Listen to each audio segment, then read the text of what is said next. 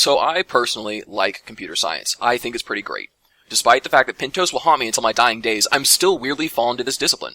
Maybe it's Stockholm Syndrome. Maybe it's a sunk cost fallacy. Maybe I legitimately enjoy learning. I'm sorry, I couldn't make it through that one with a straight face. But for a lot of reasons, I think it's a great idea to get people excited about this weird masochistic robot cult that we call comp sci. So let's talk about that. Our field is crazy and fast-paced and brilliant and innovative and sometimes downright stupid, and I wouldn't trade it for the world. Even still, it's not perfect. There are still problems facing computer science as a whole, and we need to address those. First and foremost is the fact that anyone who isn't in the category of white male actually has a really low involvement in computer science. According to the College Board, in 2008, only 17% of AP computer science test takers were women. For reference, women made up 55% of all AP test takers. Even worse, non-white minorities were only 11% of all AP comp sci test takers, when they made up 19% of the test-taking population that year. Computer science, especially at the education level, is kind of a white boys club. Just why this isn't a good thing for the health of the industry is a bit beyond the scope of this video. Suffice to say, diversity is a very good thing that should be encouraged in the workforce, and computer science seriously lacks that.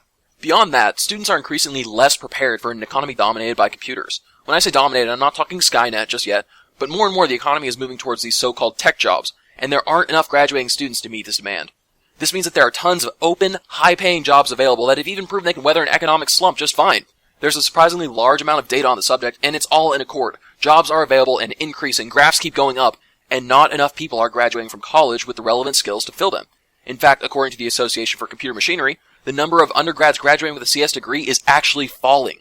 The fact that students are unable to pursue these jobs is really very alarming in a lot of ways. There can be a lot of different reasons these problems are happening, and it's incredibly hard to pin it on just one. But unlike most complex issues, there's actually a single magic solution that goes a long way towards fixing these problems. Increase the computer science education in schools. As it stands, computer science classes are practically non-existent in the public school world. According to the College Board, in 2011, there were 2,100 high schools that offered an AP computer science course, but that's out of 42,000 high schools in the country. That's less than 5% of all high schools. It's no wonder comp sci is having the problems it is. Nobody is teaching it. So let's say that, for the sake of argument, we were able to wave a magic wand and suddenly every school in the country had a course in computer science offered.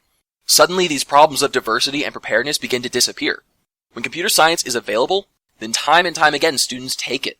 The issue facing the field has never been about lack of interest in technology. These days people are practically raised with an iPhone as a pacifier, nursing on YouTube and dank memes. Instead, the issues facing computer science come from students never having the opportunity to experience it when they're trying to figure out their career paths.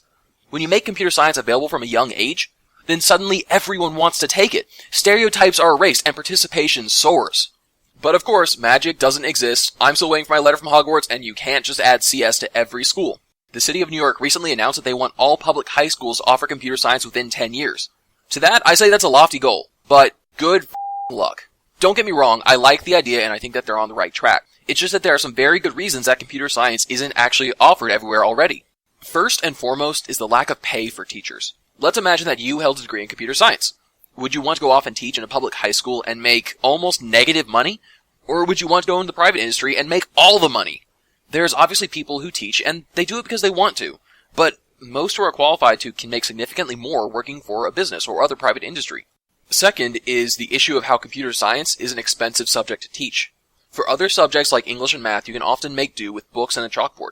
For computer science, you kind of need actual computers to learn about the stuff. Not much else is going to cut it. This adds up pretty quickly, and a lot of school districts are strapped for funding as is. Too often the case is that they simply cannot afford the required hardware. Third is the issue that there often just isn't support for the course from a credit standpoint, even in the schools that do offer computer science. Many states consider comp sci as only an elective and won't let it fulfill math, science, or tech credits. This makes it hard for students to justify taking the course when they're already so overloaded. Oftentimes this can arise from a lawmaker's lack of understanding of the subject.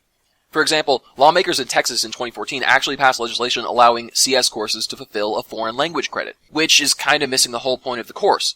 Java isn't a foreign language, it's a tool to teach logic and computer systems. The argument that I'm trying to make here is that we need more funding for computer science in our public schools. By just having more CS courses in our high schools and below, we will solve so many problems in an increasingly large portion of the industry. We need to get more people into our wacky, weird robot cult, and while I think that New York City may be a little unrealistic, I sure as hell hope they can meet their goal. Just like I hope the rest of the country can one day follow suit.